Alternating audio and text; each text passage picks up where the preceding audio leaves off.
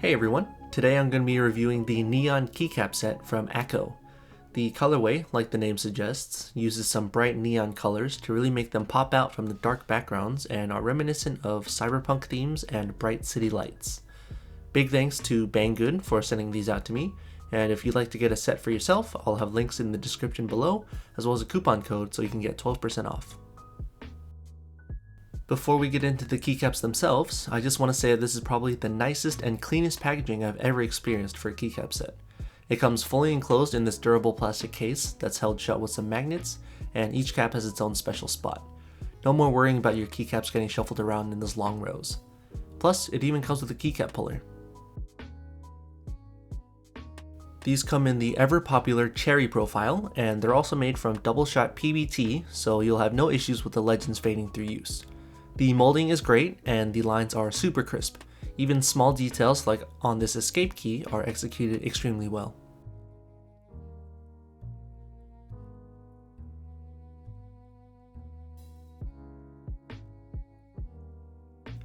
Each cap comes in at about 1.3 millimeters thick, which is a touch thinner than the 1.5 millimeters thick of GMK keycaps, but it's still thicker than most cheap caps, which are only about 1 millimeter thick.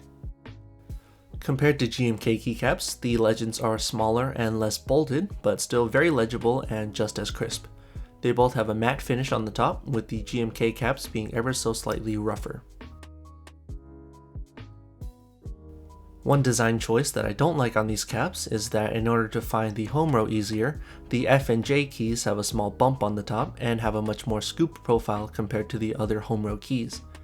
I would have liked it a lot better if there was the ability to choose one or the other, like on GMK sets, since I'm not really a fan of the scooped caps. Considering how much customization they already offer in this set, I feel like it wouldn't have been that difficult to throw in an alternative F and J set. One thing I noticed was that randomly, some keys have spots missing on the injection on the bottom of the caps. The lines are so straight and precise that this was clearly intentional, but I have no idea what purpose this would serve. I didn't see any keys with more than one side of the stem indent missing, so I don't think stability would be any issue. Still weird that they're only on some caps though. Anyways, let's see how these caps sound compared to some GMK keycaps. I'm going to be using Novelkeys Cream switches on an aluminum plate.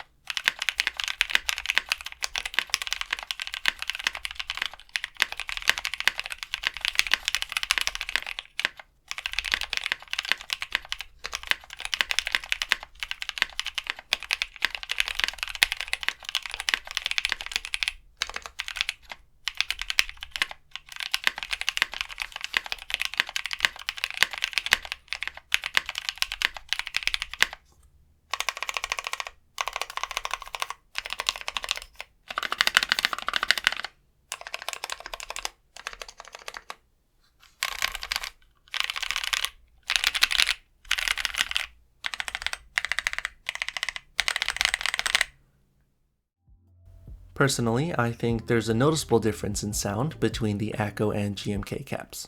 And it seems like the GMK caps do a better job absorbing the scratchiness of the cream switches, and a lot of that is probably due to the Akko caps being less thick and also being made of a different plastic. So regarding the base colors, this set was clearly a clone of GMK Laser, which was designed by Mito RMK. Everything down from the alphas to the mods to the novelties are a direct color theme match. The only difference is that Akko has provided some unique row 1 novelties and additional pink spacebar, backspace, and arrow keys. Ethically, it may be hard to support this keycap set since they took the color design from another artist and it doesn't look like they gave any form of credit either. However, I really do think that a budget version like this is a great way for people who don't have the money or don't want to wait the 1-year manufacturing time of GMK sets to get a high quality and really good looking keycap set at a much more affordable price. I really also appreciate the amount of customization you can do with this set with the different novelties and modifier keys. Akko probably isn't the first to clone popular GMK set colorways, and they definitely won't be the last. I do think that sets like these can be a nice method for people to obtain sets in colors that they truly love but missed out on, so long as the company makes some form of reference to the original artist and doesn't blatantly copy the entire set down to the novelties and the name.